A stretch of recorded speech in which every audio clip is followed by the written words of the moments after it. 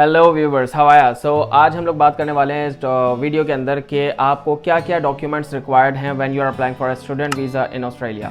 And जहाँ से भी आप अप्लाई कर रहे हैं डिपेंडिंग ऑन योर कंट्री, अगर आप नेपाल, इंडिया, पाकिस्तान कहीं से भी अप्लाई कर रहे हैं तो कुछ डॉक्यूमेंट्स जनरल हैं और कुछ मे भी हो सकता है स्पेसिफिक हो। That's what you need to keep in mind.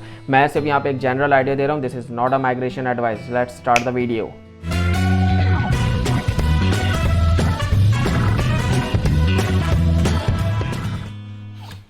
Okay guys, so अगर आप एक स्टूडेंट वीज़ा अप्लाई कर रहे हैं तो आप लोगों को क्या क्या डॉक्यूमेंट्स चाहिए। सबसे पहले तो आपके एकेडमिक डॉक्यूमेंट्स आएंगे, जो भी आपने किया है। लेट से आपने इंटर किया है, आपने ACCA किया है, आपने CA किया है, आपने कोई सर्टिफिकेशन की है, कुछ भी आपने किया है, आपको उसके एकेडमिक डॉक्यूमेंट्स चाहिए।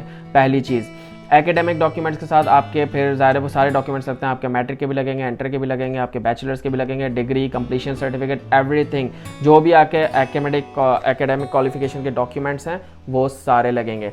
उसके बाद हम लोग बात करते हैं, जब आपके एकेडमिक कंप्लीट हो गए तो आपके पास एक इंग्लिश टेस्ट की रिक्वायरमेंट आती है, डिपेंडिंग कि आप किस यूनिवर्सिटी में अप्लाई कर रहे हैं। जैसे कि आप लेवल 1 यूनिवर्सिटीज़ जो हैं उसके अंदर क्या है कि आपके ना फंड्स की रिक्वायरमेंट है, ना आपके IELTS और PT वगैरह की रिक्वायरमेंट है। तो लेकिन अब हम एक जनरल लेके चलते हैं कि अगर इनकेस आपको इन सब चीज़ों की ज़रूरत है तो आपको एक एकेडमिक डॉक्यूमेंट्स चाहिए आपके सारे। देन उसके बाद आपको IELTS या PT का टेस्ट चाहिए, उसका रिजल्ट चाहिए। लाइक आपको रिजल्ट लगाना होता है। PT वगैरह में आप नॉर्मली नंबर भी दे देते हो, रिजल्ट भी लगा देते हो डिपेंडिंग आप।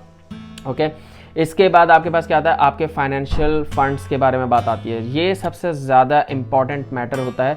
लाइक एकेडमिक तो ऑब्वियसली आप जेन्युइन डिग्री ही लगा रहे हो, ये वाला चक्कर मत करना कि डिग्री होती है। तो एकेडमिक आप ऑब्वियसली आप जनरल डॉक्यूमेंट्स लगा रहे हो, PT आपका, आप उसके अंदर कोई फ्रॉड नहीं कर सकते। बट जब बात आती है इन टर्म्स ऑफ फंड्स की तो यहाँ पर बहुत सारे चक्कर भी चल रहे होते हैं, तो इसलिए उसके ऊपर बहुत ज़्यादा फोकस किया जाता है। तो आपने क्या करना है, सबसे पहले एक तो आपके स्पॉन्सर की स्टेटमेंट लगती है। लेट से अगर वो स्पॉन्सर आपके फादर हैं तो उनकी स्टेटमेंट, बैंक स्टेटमेंट लगेगी, 3 मंथ्स ओल्ड होनी चाहिए। देन उसके बाद आपके फादर की प्रूफ ऑफ इनकम लगेगी कि उनका सोर्स ऑफ इनकम क्या है। अगर वो सैलरी पे हैं तो जॉब पर हैं तो उनका जॉब लेटर होगा, उनके बैंक स्टेटमेंट होगी, उनके पे स्लिप्स वगैरह होंगी, वो सारी लगेंगी। अगर इन केस रिटायर हैं या जो भी है बिजनेस है तो बिजनेस में आपको फिर वो टैक्स डॉक्यूमेंट भी शो कराना पड़ेगा लाजमी। उनके बिजनेस की इनकम, बिजनेस के बैंक स्टेटमेंट, सारी चीज़ें वहाँ पे जमा होंगी। और अगर उन लोगों को कहीं भी लग जाता है कि यार ये फेक डॉक्यूमेंट है या बैंक में फंड्स नहीं है, क्योंकि they do check, they do call to the banks, मतलब कॉल जाती है बैंक्स को, ईमेल जाती है, वहाँ से वेरिफिकेशन होती है। अगर आपके बैंक में फंड्स नहीं है then obviously you can expect a refusal. Okay, मैं this is not necessarily but still you can expect a refusal. Second, आपका GTE, उसके बाद सबसे ज़्यादा मैटर जो करता है GTE, और आपने SOP में क्या लिखा है। SOP क्या है, standard operating like procedure. Like आपने स्टेटमेंट ऑफ पर्पस जमा कराना होता है। सॉरी, स्टैंडर्ड ऑपरेटिंग प्रोसीजर मेरे CA से रिलेटेड था, सॉरी। SOP आपका स्टेटमेंट ऑफ पर्पस होता है कि यहाँ पे आने का आपका पर्पस क्या है और उसके बाद आपके प्लान्स क्या हैं। तो आपने SOP लिखनी होती है। आई वुड से कि यार ये कंसल्टेंट से मत लिखवाना, क्योंकि नॉर्मली कंसल्टेंट क्या होता है, कॉपी पेस्ट, तो वो एक ही चीज़ जब उनके पास जाती रहती है वो कहते हैं यार ये वही कहानी है, तो वो उसको रिजेक्ट भी कर सकते हैं। तो आई वुड से कि स्टेटमेंट ऑफ पर्पस आप खुद लिखें, उसके अंदर आप मेंशन करें कि सबसे पहली चीज़ आप ये मेंशन करें कि what you are doing in अपनी होम कंट्री, जो भी आपकी कंट्री है, what you are doing in that, आप वहाँ पे अभी क्या कर रहे हो। उसके बाद then you would need to tell them like what you want to do in Australia. तो सिंपली थिंग ये है कि आपने ऑस्ट्रेलिया में क्या करना है, आपने स्टडी करनी है, आपने टूरिज्म प्लेसेस को एक्सप्लोर करना है, and you want add globalization to your resume. इस तरह करके आपने उनको बताना है जो भी आपका एक पर्पस है ऑस्ट्रेलिया आने का। स्टडी, ऑब्वियसली स्टडी पर्पस है तो आपने स्टडी से रिलेटेड बताना है। And then you must need to tell them what you gonna do after completing your studies and what you gonna do in your home country when you go back to your country. तो अब आपको ये बताना है कि यार जब आपकी वंस आपकी स्टडी कंप्लीट हो गई देन आपने क्या करना है, पाकिस्तान या इंडिया या नेपाल जाकर वापसी फिर आपने क्या करना है। This is the most strongest part of your SOP। ये आपका स्ट्रॉन्गेस्ट पार्ट होगा। What would be the reason to go back, कि आपका वापस जाने का रीज़न क्या है, एंड क्या आप वापस जाओगे। डेफिनेटली GT आपको प्रूफ करनी है, जेन्युइन टेम्परेरी एंट्रेंट, आपको प्रूफ करना है कि आपका रीज़न क्या है वापस जाने का। फिर आप अगर जाओगे तो करोगे क्या, वहाँ से कितनी इनकम होगी, जो भी आप काम करोगे, क्या जॉब्स होंगी आपके पास, क्या उसके डेजिग्नेशंस होंगे।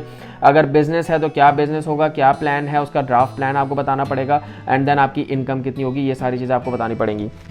तो अब नॉर्मली लाइक आप रीजंस नॉर्मली लोग क्या देते हैं कि भाई हमारी फैमिली टाइज पाकिस्तान में है या इंडिया में है, नेपाल में मेरे पेरेंट्स हैं, I need to take care of them, they are very old and all that, I do have siblings and I just want to spend time with them, I am just here to study and all that. इस तरह करके आपने उसके अंदर बताना होता है normally. और इसके अलावा और कोई भी रीज़न हो सकता है कि भाई मेरी प्रॉपर्टीज़ हैं। अच्छा, प्रॉपर्टीज़ पे हम आते हैं।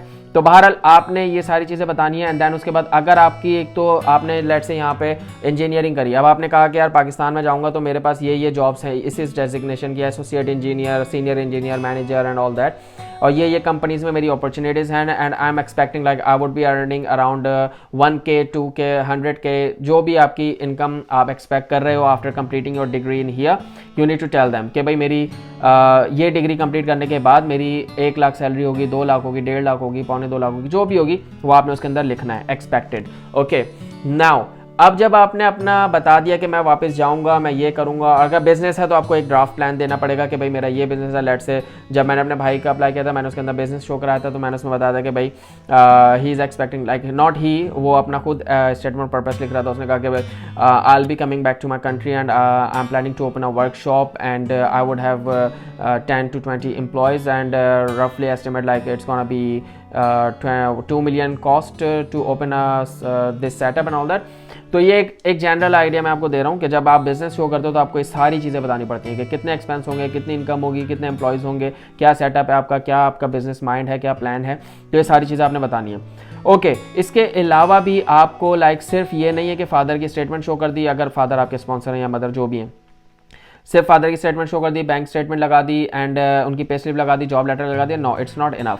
आपको मजीद फाइनेंशियल डॉक्यूमेंट्स देने हैं, आपको ये दिखाना है कि आपके नाम पर पाकिस्तान में क्या क्या है, क्या प्रॉपर्टीज़ हैं आपके नाम पर, आपके क्या सेविंग्स हैं आपके नाम पर, लाइक आपका खुद का पाकिस्तान में क्या है या इंडिया में आपके पास क्या है कि जिसकी वजह से आप वापस जाओगे, then you need to show that as well. Like आपकी कोई प्रॉपर्टी है तो आप उसके डॉक्यूमेंट्स शो करोगे, आपके फादर की प्रॉपर्टी है तो आपकी अगर कुछ प्रॉपर्टी है तो आप उसको शो करोगे कि भाई ये मेरी प्रॉपर्टी है, इसके लिए मुझे वापस आना है, I need to take care of it and different चीज़ें ब्ला ब्ला। ओके, तो यहाँ पर ये आपके फाइनेंशियल डॉक्यूमेंट्स हो गए एंड देन आपको जीटी प्रूव करनी है। Once you will provide all this documents obviously and then उसके बाद बेसिक डॉक्यूमेंट्स आता है, आपके पासपोर्ट आ गया, आपका एनआईसी आ गया, लाइक पासपोर्ट तो नॉर्मल होता है, एनआईसी आपका आधार कार्ड या नेशनल आइडेंटिटी कार्ड हो गया एंड आपके पास फ़ोटो आपकी लग जाती है।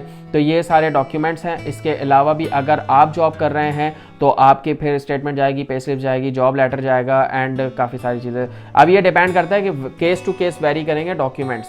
जो जनरल डॉक्यूमेंट्स है वो मैंने बता दिया, स्टेटमेंट ऑफ पर्पस जाता है, जीटी आपको प्रूव करनी होती है, आपको स्पॉन्सर की इनकम और उसकी स्टेटमेंट शो करनी होती है, आपके एकेडमिक डॉक्यूमेंट्स जाएंगे, एनआईसी जाएगा, आपके पासपोर्ट जाएंगे, उसके बाद अगर आपकी जॉब है तो आपके भी डॉक्यूमेंट्स जाएंगे। तो ये सारी चीज़ें keep in mind and best of luck and I hope कि आप लोगों को वीज़ा मिल जाए। और अगर आपने देखना है कि once you will get the visa तो आपको यहाँ पर आके जॉब किस तरह हासिल करनी है within a week, then आप जाके ये वीडियो देख सकते हैं। यहाँ पर आपको पता चल जाएगा किस तरह आपने जॉब लेनी है और कौन कौन से कोर्सेज रिक्वायर्ड हैं टू कंप्लीट, लाइक 1 और 2 डे कोर्सेज होते हैं यहाँ पर, जिसके बाद आपको बहुत ज़्यादा अर्निंग के चांसेस मिल जाते हैं। तो कौन कौन से कोर्सेज रिक्वायर्ड हैं उसके लिए ये वीडियो जाकर देख लो। ओके, मिलता हूँ अगली वीडियो में, तब तक के लिए मेरे चैनल को सब्सक्राइब करना मत भूलना। मिलता हूँ अगली वीडियो में, तब तक के लिए टाटा, खत्म, bye bye, tata, goodbye, गया।